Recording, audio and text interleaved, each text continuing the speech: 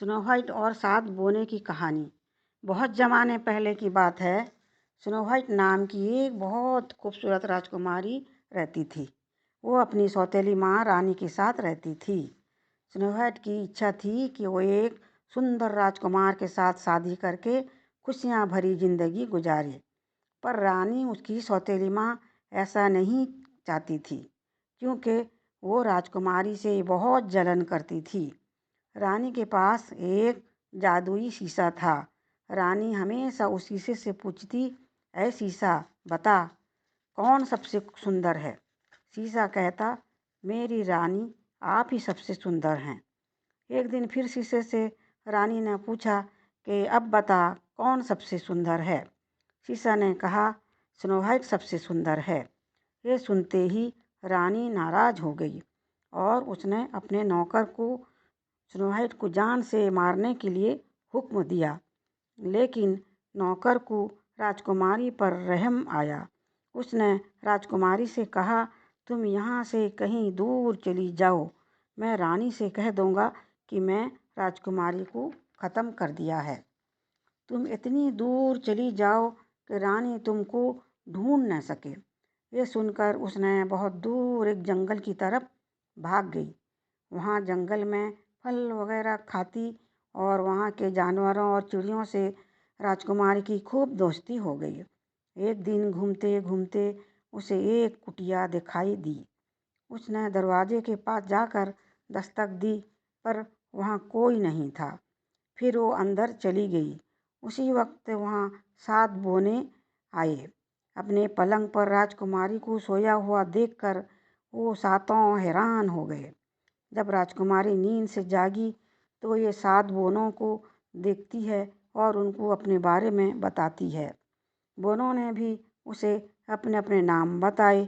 उसने बौनों को अपनी दुख भरी कहानी सुनाई। बौनों ने उसे अपने साथ रख लिया और उसका खूब आवभगत किया। बौनों ने दिन भर काम को चले जाते और राजकुमारी घर की देखभाल करती थी। वो सातों राजकुमारी को अपनी जान से बढ़कर उसका ख्याल रखते थे। राजकुमारी वहाँ बहुत खुश थी। उसे वहाँ किसी चीज़ की कमी नहीं थी। दिन गुजरते गए। एक दिन रानी को पता चला कि राजकुमारी जिंदा है और बौनों के साथ रहती है। वो आग बबूला हो गई। उसने फिर से राजकुमारी को मारने का प्लान बनाने लगी। रानी जादूगिरनी थी। उसने जादुई शरबत पीकर एक बुढ़िया का रूप धारण कर लिया। जब बौनों ने काम को चले गए, ये बूढ़ी औरत बनकर कुटिया पर आई और राजकुमारी को एक लाल सेब खाने को दिया। जैसे ही राजकुमारी सेब का एक टुकड़ा मुंह में रखा, उसको गहरी नींद आ गई। रानी ने सेब में उसे जहर दिया था, जिसे सिर्फ सच्चा प्यार ही काट सकता था। उसी वक्त बौनों ने घर आए और वो बूढ़ी औरत को वहाँ से भगा दिए, लेकिन राजकुमारी गाढ़ी नींद में सो गई थी। बौनों ने दूसरे दिन और काम को नहीं गए, राजकुमारी का ख्याल रखा करते थे।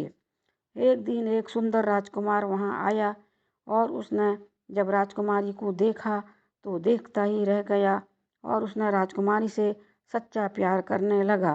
राजकुमार के सच्चे प्यार से जादू का असर खत्म हो गया और राजकुमारी उठकर बैठ गई। राजकुमारी राजकुमार को देखकर बहुत खुश हुई। दोनों एक दूसरे से बहुत प्यार करने लगे। राजकुमार ने राजकुमारी से कहा, क्या तुम मेरे साथ मेरे राज्य चलोगी। राजकुमारी बहुत खुश हुई और हाँ मैं जवाब दिया। फिर राजकुमार राजकुमारी को लेकर अपने राज्य चला गया। वहाँ उन दोनों की शादी बड़े धूमधाम से हुई और दोनों खुशी खुशी अपने जीवन बिताने लगे। ये कहानी कैसी लगी कमेंट में बताइएगा। प्लीज़ सब्सक्राइब करने को नहीं भूलिएगा प्लीज़।